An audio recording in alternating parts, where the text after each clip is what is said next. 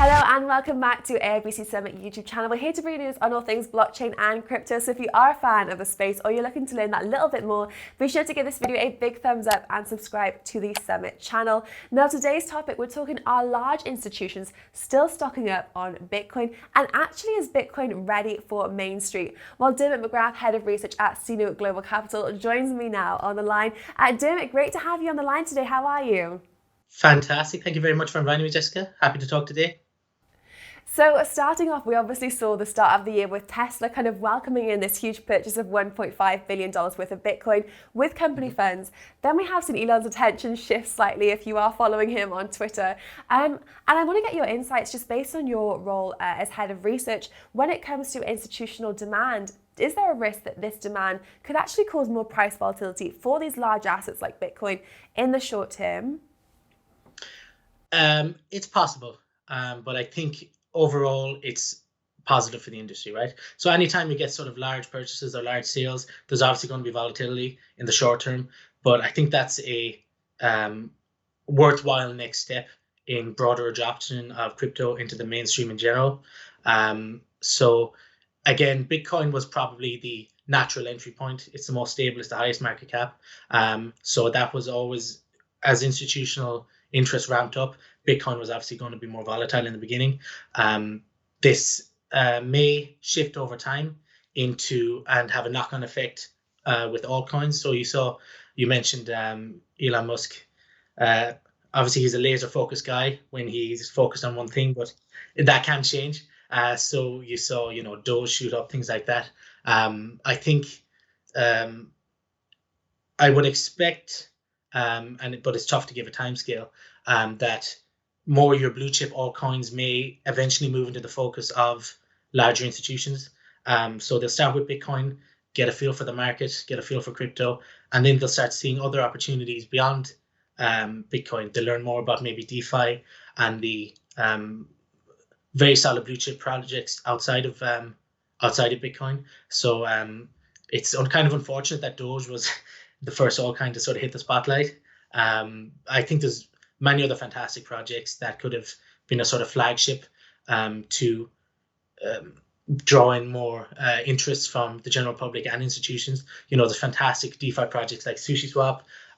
You have Serum, the decentralized DEX built on Solana, ultra-fast layer 1, Nexus Mutual. They're bringing insurance onto the blockchain. There's so many fantastic projects that I think a lot of institutions and a lot of institutional investors don't yet know about. And even if the tech is a sort of a barrier in the beginning, I guess Bitcoin, it's just simply transfer of value and payment. Some of these DeFi projects may be more of an obstacle for your institutional investors. There's plenty of other even tangible projects. So Helium is another one we like. It's a peer-to-peer wireless network, and you can own a physical Helium hotspot in your house. There's plenty of other great projects, I think. And the shift long term, I wouldn't call it a shift. Bitcoin will always be the entry point for institutions. I would see over a long term other blue chips becoming getting on the radar for institutions as well. And any volatility that causes, I think, is worthwhile to spread the adoption of crypto in general.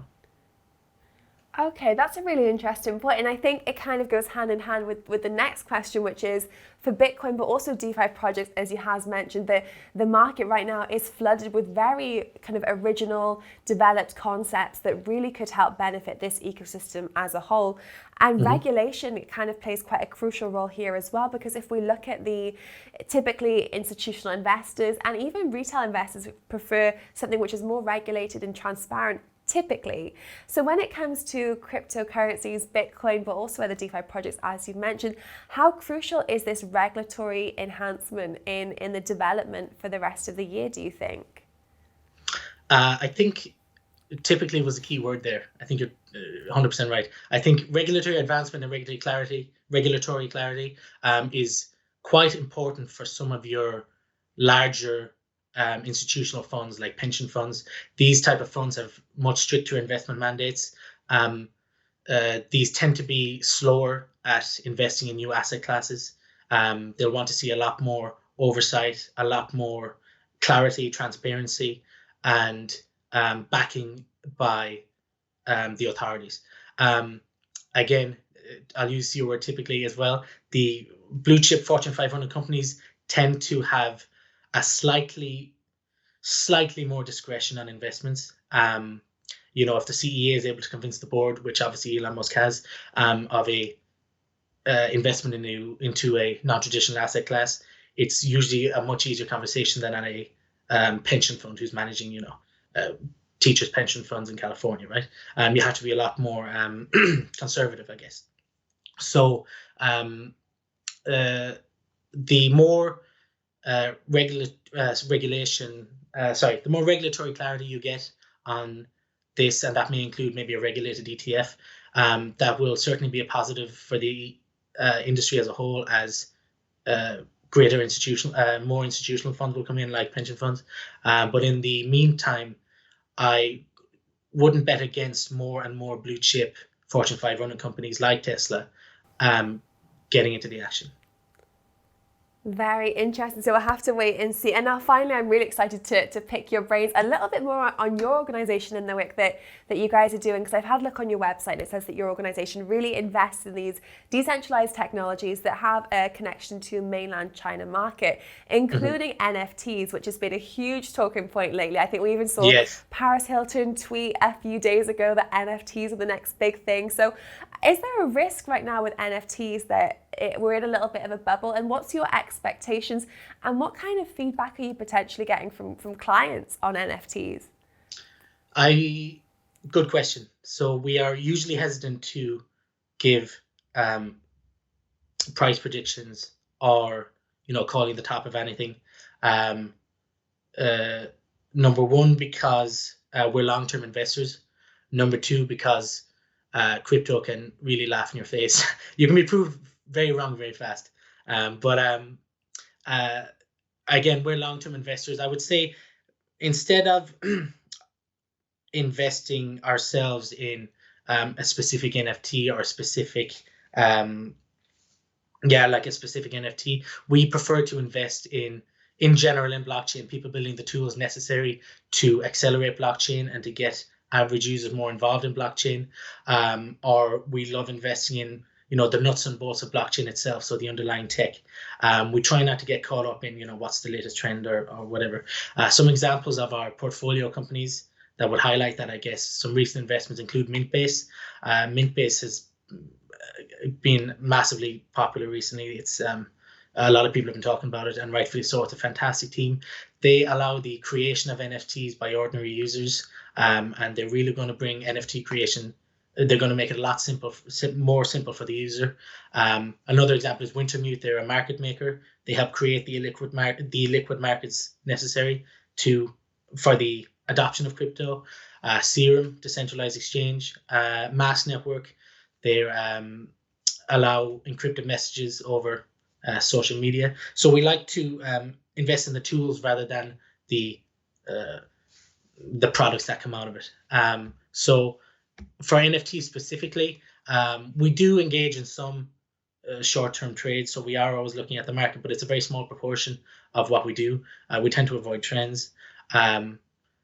For NFTs, you've seen Pepe memes, you've seen non-fungible Pepes, hash mass. Whether these hold their value in the long term, it's very difficult to say.